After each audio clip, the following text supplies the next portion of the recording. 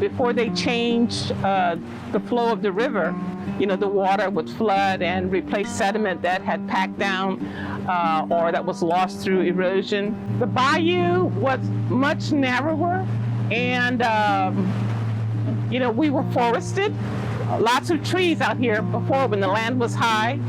Back when my grandfather was young, they saw the last trees, and my dad was young rather, they saw the last trees go away in the village itself. There's a few, one here, one there, whatever, but it wasn't like this. It wasn't open to all of this salt grass. That's the trees, those remnants. We call that the bones of the forest that used to be. Later on, when oil and gas exploration, was kind of like the hotbed of the time, activity and part of the economic pursuits, a lot of canals were cut, through the landscape. So you have all of these thousands of miles of parallel cut canals, straight canals that lead from the inland marshes out into, the basin. And during storm events, they just funnel salt water constantly in, and of course, they scour everything and erode everything. All of these spaces, the land was a lot higher, that at low tide you can actually see a bank.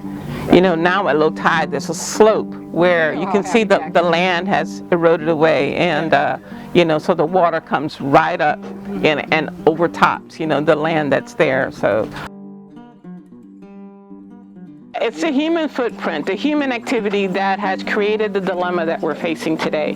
Because yes, the river did flood, but it always left behind more land. And when it shifted, it would create different lobes, and those lobes built the delta, and it continued to build. So the rate of, growth was greater than what you were losing through subsidence and erosion. So the delta began to grow. But when they levied the river, then it began to die because the sediment was not there. Canals cut through this region allowed salt water to intrude to the inland places where, like hardened vegetation, whatever, they begin to die off because of the inundation with the salt water. So now we have these saltwater marshes, whatever. So, without that freshness coming in and promoting, the life and the growth and all of this stuff, that's why we have what we have today. We're a saltwater marsh primarily. There are some areas that might be brackish, but mostly due to rainfall, not from the river. There might be a few diversions here and there, but I don't think they've been maintained and operated in the way that it was intended. So for the most part, they tend to, in this area here in the Grand Bayou area and the surrounding nearby areas, for the most time they're just shut down, during the year.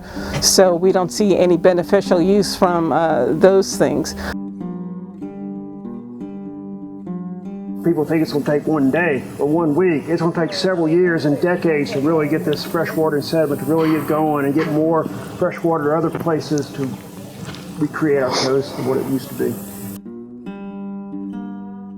Because we have to address, what we do at projects wise as a system, and the impacts it's going to have system-wide, and that system includes marine life, the mammals here, the vegetation, along with the people. And I put us last because all of these things exist and makes us possible.